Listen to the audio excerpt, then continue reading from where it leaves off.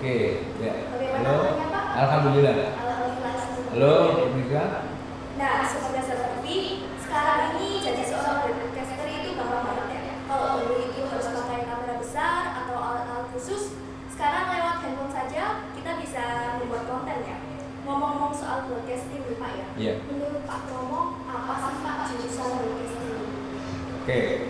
Halo, selamat siang pemirsa Sobat TV. Broadcasting sendiri itu apa itu? Penyiaran ya. Jadi kebetulan SMK Negeri 1 Bangil ini salah satu di Indonesia adalah kompetensi broadcasting dan perfilman. Artinya di sini kita mendidik atau mengajarkan anak-anak bagaimana nanti menjadi bagian dari penyiaran itu. Ada bagian misalkan ada pembaca berita, reporter, ada pemandu talk show seperti sekarang ini, ada penulis skrip, naskah, ada kameramen, ada editor dan lain-lain. Ada tambahan Pak? Oke. Selanjutnya lebih jauh nanti anak-anak ini memang diharapkan nanti ketika mereka sudah lulus dari SMK Negeri Bangil sesuai dengan kompetensinya mereka siap untuk terjun, paling tidak kalau tidak bisa masuk ke dunia pertelevisian yang benarnya, mereka mempunyai bekal-bekal ilmu ini bisa dikembangkan sendiri, misalkan membuat studio foto untuk pernikahan, membuat foto atau untuk sewa film untuk pernikahan dan lain-lain. Jadi memang broadcasting ini jurusan yang fokus ke siaran televisi dan menyiapkan siswanya agar siap untuk bekerja. Iya, betul.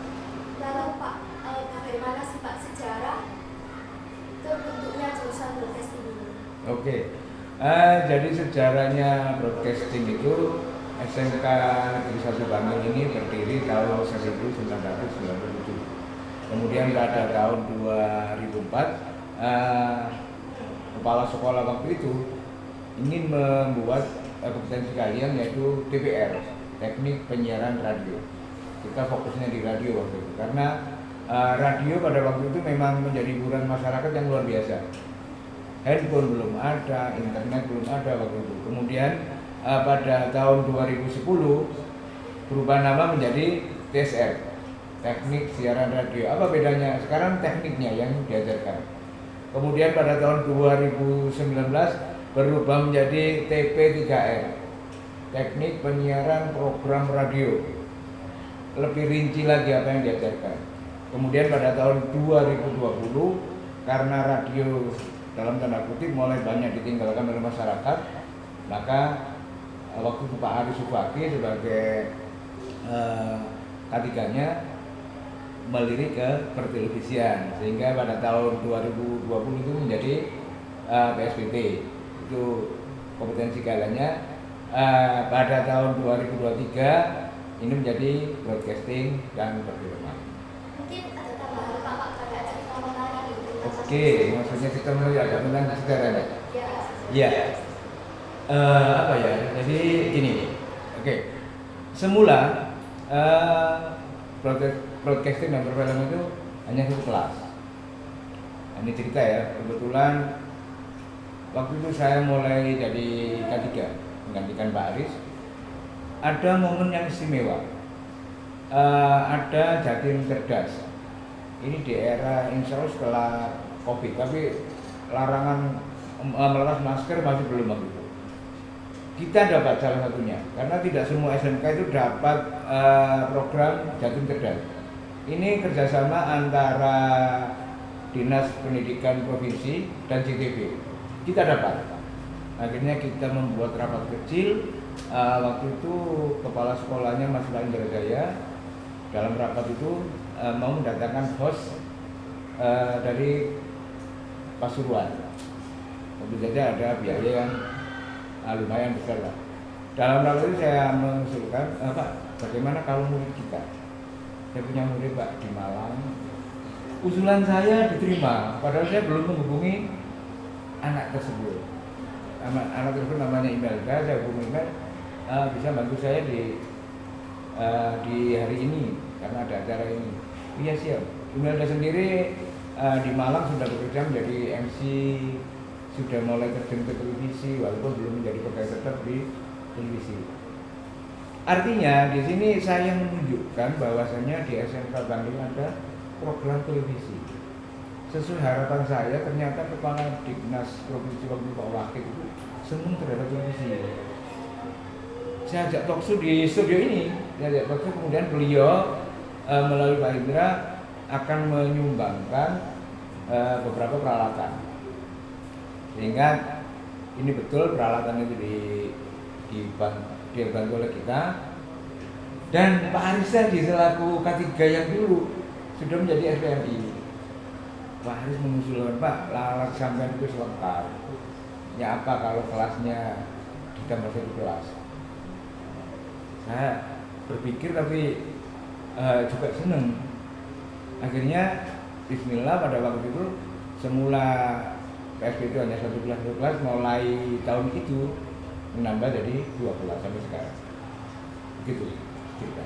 Jadi memang panjang dan menarik banget ya Pak ya? Iya, itu dari mulai ganti nama, lalu iya. ikuti lomba, ternyata mengusulkan kelas sekarang jadi 2 kelas. Oke. Iya. Nah, Pak, kalau di jurusan broadcasting ini keterampilan apa saja yang dipelajari oleh siswa? Oke. Jangan dijawab dulu, Iya. kita jeda iklan. Sobat Sobat TV, sebelum kita melanjutkan ke acara yang makin seru ini, kita jeda iklan berikut ini.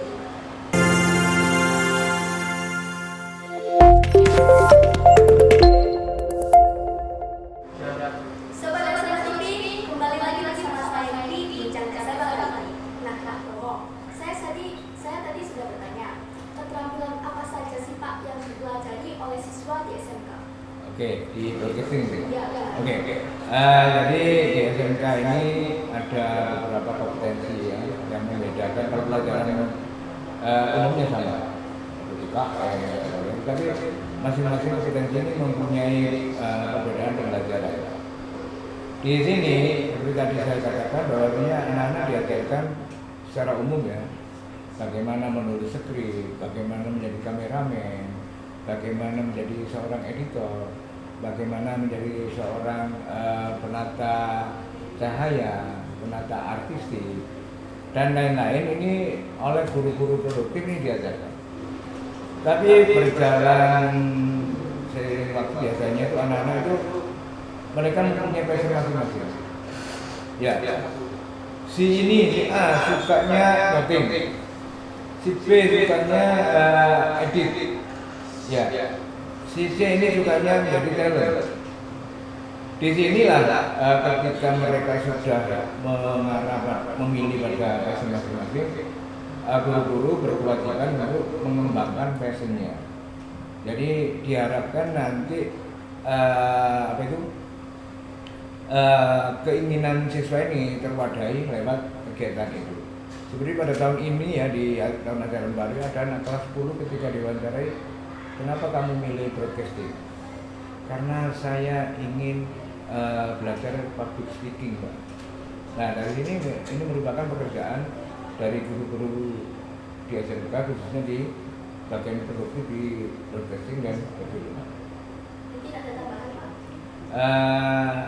Itu aja.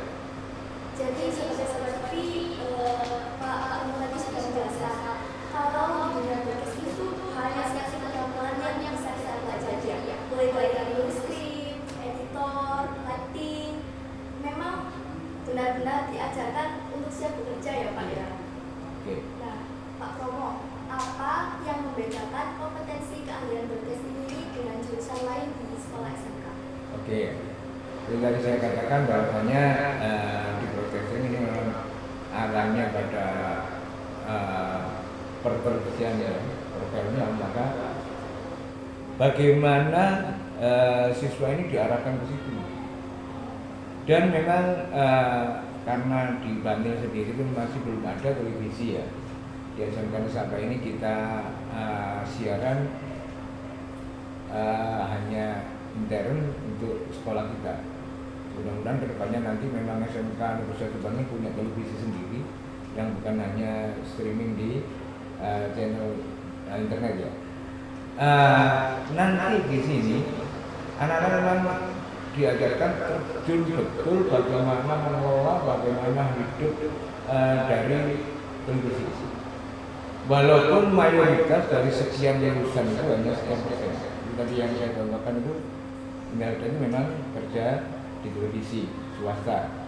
Ya, kemudian ada yang di Jakarta itu kerja di radio yang cukup terkenal. Kemudian ada beberapa yang juga kerja di radio. Sedikit sekali, tapi di sini kita tetap berkomitmen bagaimana caranya anak-anak ini dicetak untuk menjadi seorang broadcaster. Inilah yang membedakan antara kompetensi yang ada di SSK Satu Bangil dengan kompetensi broadcasting dan film. Jadi memang setiap anak memiliki kesempatan sama. Iya, tapi nanti di jalannya waktu kita bisa katakan mereka punya masing-masing. Ya, punya kemampuan masing-masing. Misalnya kan saya selaku guru pengajar bahasa Indonesia, pelajaran saya pelajarannya menulis puisi. Tapi kan saya tidak bisa memaksakan anak itu nggak bisa nulis puisi, bisa paksakan enggak. Ada cara lain. Kamu bisa nulis puisi enggak, Pak? Baca bisa Pak, kalau baca puisi. Nah ini kan passionnya dia ingin bacanya. Sama di broadcasting nomor film diajarkan secara umum oleh guru-guru produktif, nanti keahlian mereka itu apa yang disembuhkan. Terima kasih Pak Promo. Ya. Luar biasa sekali bicara-bicara dari Pak Promo hari ini. Banyak sekali ilmu yang kita dapat tentang broadcasting. Terima kasih Pak Promo, semoga sehat selalu. Amin. Untuk sahabat TV, tetap semangat berkarya dan jangan takut untuk mencoba hal-hal baru.